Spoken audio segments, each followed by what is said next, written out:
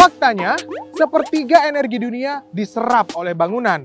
Waduh, kebayang dong berapa jumlah energi yang diserap kalau dijumlahin sama gedung-gedung di seluruh dunia?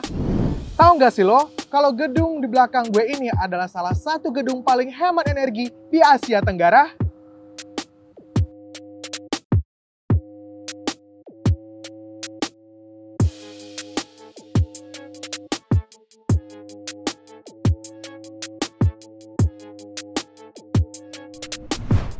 Perkenalkan, Green Building Universitas Multimedia Nusantara atau UMN.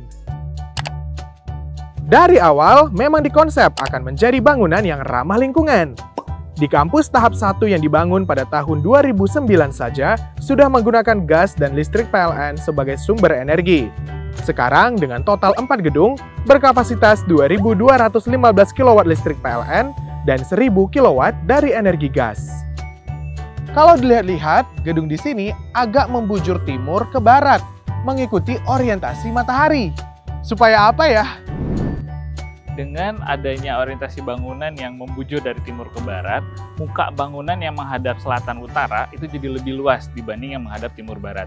Sehingga kita bisa dapatkan cahaya yang banyak, namun mengurangi panas yang masuk akibat paparan langsung dari matahari. Oh, begitu ya, Pak. Nah, kamu juga perlu tahu, kalau gedung ramah lingkungan ini juga mengurangi paparan panas matahari karena menggunakan fasad ganda. Ini nih. Fasad ganda terdiri dari 2 lapisan, jadi panas matahari dari luar akan terhalang. Selain itu, fasad ini dibuat berlubang sehingga sirkulasi udara lebih baik.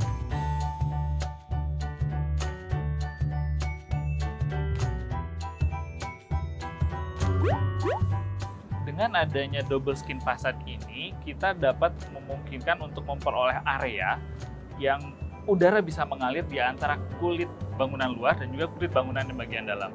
Akibatnya, area ini menjadi bumper panas dari perpindahan panas dari luar ke bangunan, sehingga dapat mengurangi beban AC di gedung. Di dalam jadi bisa lebih sejuk. Pencahayaan di sini nggak perlu lampu kalau di siang hari, karena cahaya matahari bebas banget kalau mau masuk. Dan ruang lantai 1, New Media Tower dan PKO yang Jakob Utama Tower nggak perlu AC. Semisal udara panas, selama ada angin, pasti terasa sepoi-sepoi. Di beberapa titik gedung kampus juga ditemukan cerobong. Tujuannya adalah untuk menjadi ventilasi udara, sehingga udara yang masuk tetap segar. Kalau cerobongnya segede gini mah, 5 Santa Claus juga muat. Dan ini nih, tempat yang paling gue sukain. Kantin dan area bersama. Ada 1.200 kursi tersedia di lantai dasar ini. Dan ya, meskipun kantin ini penuh, nggak akan terasa gerah. Dan tentu saja tanpa AC.